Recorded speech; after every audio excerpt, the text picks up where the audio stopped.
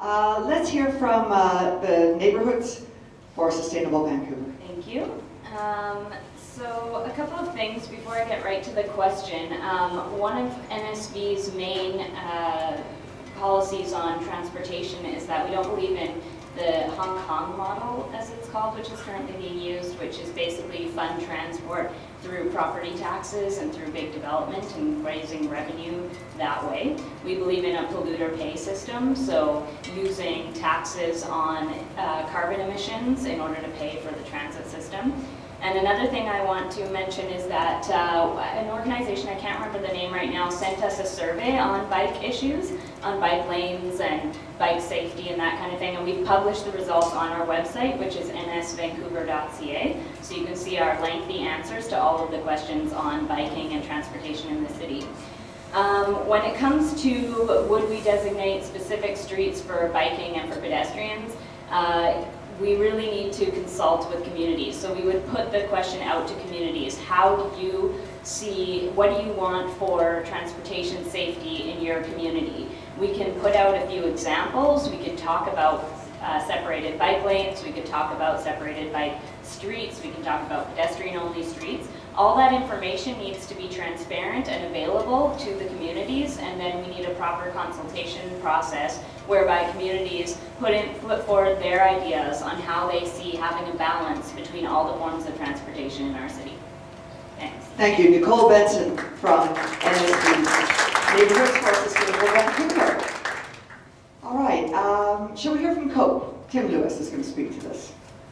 When I support reallocating street space away from cars towards pedestrians, public transit, and bicyclists, absolutely I would.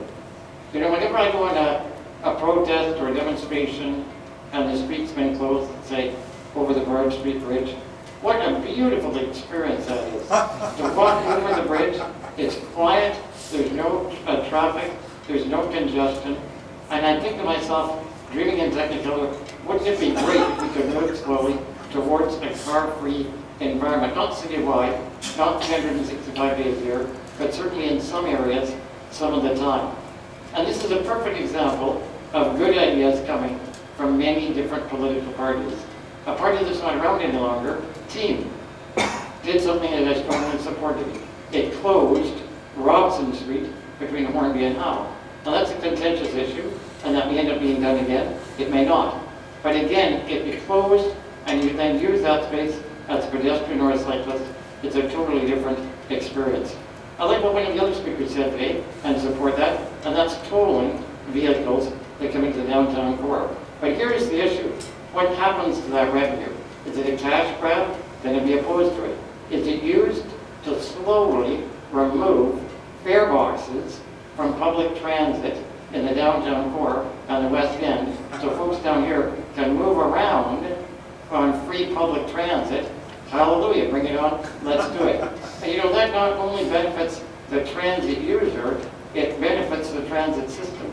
When the bus doesn't need to stop to collect the transit dollar, do you know that 10 cents of every transit dollar collected is spent collecting that transit dollar? It's amazing. It's really true.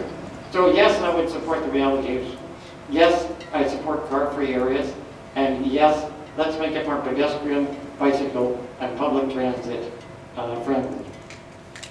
Tim Lewis, COPE, thank you very much.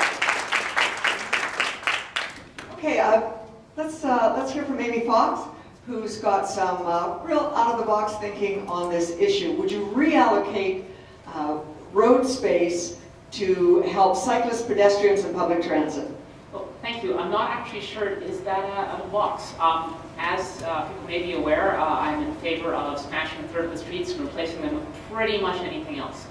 I've actually given it some serious thought, and I think I may be backing off on that policy a bit because I think it should be a half of the streets. I'm very serious. The amount of area that we give over to automobiles, or more specifically street space, is anomalous for cities in human history. Most of the time, human beings who have lived in cities have gone along with much smaller streets and much more space for everything else. They even have large open spaces, but those were not for cars, those were plazas. You can have them for art, commerce, you can turn that space even into housing if you need to. It's not as much an open space at that point. But yes, I'm in favor of this. I'm in favor of streetcars, but with the understanding that streetcars don't do any good if they just get caught in traffic constantly. If you try taking the number 20, number 20 is basically a streetcar. I want more pedestrian spaces. One of the elephants in the room that Mr. Affleck, I'm glad he mentioned, is that we have a new transportation plan coming up with the next city council. And it's going to be with us for a long, long time. It's going to be steering development for years and years and years. So please, transportation is one of the big issues this election, not just because it's important to Vancouver, but also because we're going to be making some really big decisions coming up. Also in favor of, by the way, vehicle levies that we can afford to pay for all the street conversion.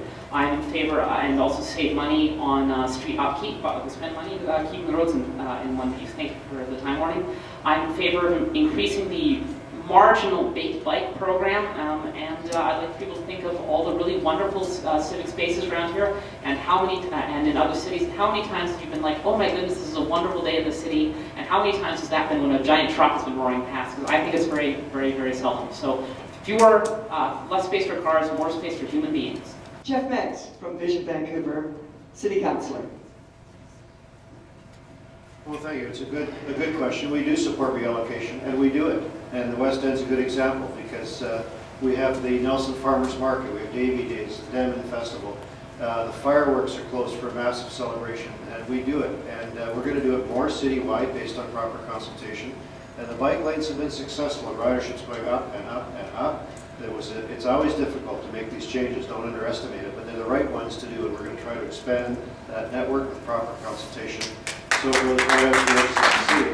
I just want to talk briefly about what George said because I don't understand which plan he's talking about. The current 10-year plan ended in 2010, and we immediately started on developing the consultations for a new 10-year plan.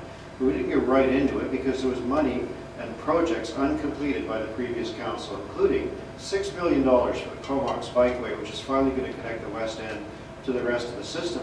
And that is now out for consultation. Those of you interested in that bikeway should take a look at that because that money was in a previous capital plan, was still in the city's books, and is now being spent the way the voters asked us to on a Comox Bikeway. Not a separated lane, but a Comox Bikeway that will take you. Rusty looks stunned by this news, but it's true. We published it. Yes, 6 million sitting in a bag there. So it was approved by previous vote at a referendum.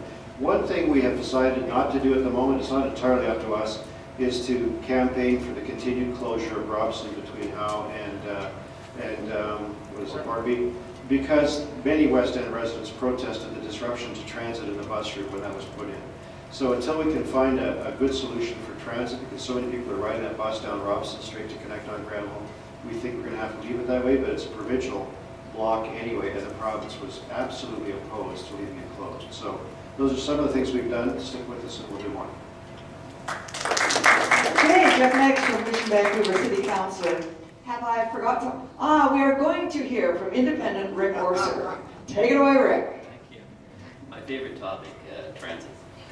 The wellness hub that I proposed to transit, called the TransLink Wellness Hub, is an idea to reward people for using transit, and in so doing, we're improving their health.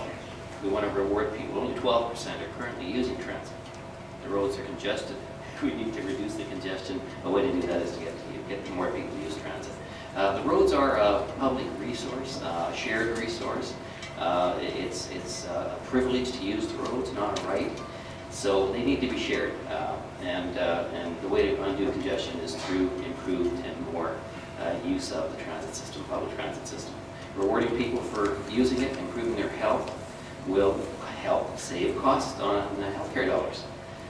Healthier people are happier people, and therefore there'll be crime care, and crime will go down as well. These are the ideas I presented to TransLink already. It's part of the TransLink Wellness Hub. It's available on my website. And they're thinking about it along with smart cards. Fare gates are not going to work very well. If you reward people through random rewards on their smart card, that's going to get more people paying their fare and using transit. A fare gate is not going to work. They're just going to jump over it. If you reduce the number of attendants, more people are going to get on there without even paying their fare. The way to solve TransLink's problems is through wellness, through better use of their system to improve wellness. and love to entertain questions on this. If there's an interest in doing so. And the smart cards is the way to do it. Technology, it can happen. Thank you very much. Thank you, Rick. Grant? Grant is also an independent.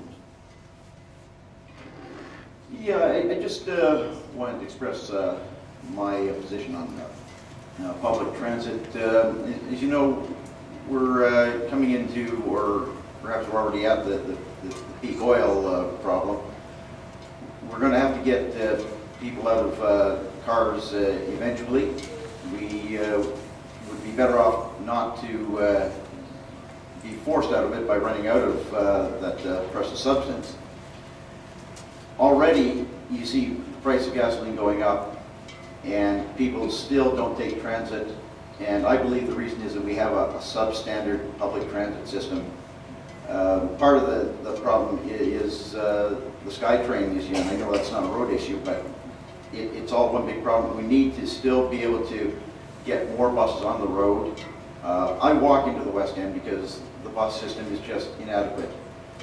And for people who are not able to walk as ably, they're dependent on those buses.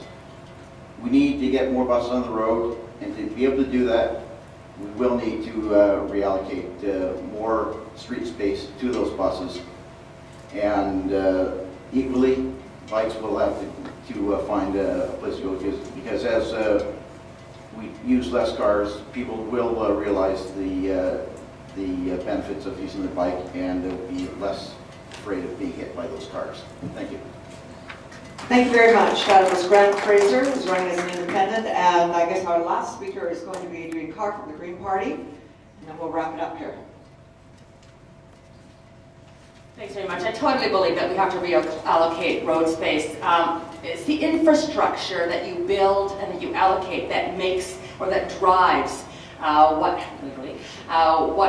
form of transportation people use. That's why when I was the provincial leader of the Green Party, I was the only provincial politician for years that was solidly against the Gateway program of expanding bridges and freeways, and instead we should have seen the money into transit. I also want to point out that in terms of the point that was made around the frustration of car drivers, I think they should start, and maybe we should start to talk about them rethinking it. Do you remember during the Olympics when 50% of people were riding buses and walking in the downtown core? Our streets had minimal cars on them, and those who had to use them could use them, but really it is in their interest when you have to use a car to have really good alternative transportation, because that declogs the streets more than anything else. So what we need is to really increase the modal share of cycling, pedestrians, and transit. Those are the three big ones. The goal in Vision's program is not big enough. We are not stretching ourselves. I think it's only 50% combined modal share, and we need to be, we're almost at that. We need a far bigger role. So in terms of cycling, we have to complete the cycling network within Vancouver, which means including bike lanes, more bike lanes. Number two, we have to increase the pedestrian pathways and improve things like sidewalks and signaling and routes, including car-free areas or streets or portions of streets. And three, we have to absolutely increase transit. One way to do that is to have what bus drivers have said to me is the best thing at all, bus lanes, which would have no other forms of transportation in them. That would move the transit vehicles faster than anything, and then we could put more buses into those lanes, electrified if possible. Thank you, Adrian Carr from the Green Party. Well, thanks to all of you who came out. Special thanks to all of you wonderful candidates. I think it's been a most interesting, informative session. I know I learned a lot about it, about our city, about some of the solutions that are in the air everywhere, and I think it bodes well that we're able to move forward with this kind of drive and passion from all of our candidates. So I want to thank you one and all for coming today, audience and candidates alike. To all of you candidates, best of luck.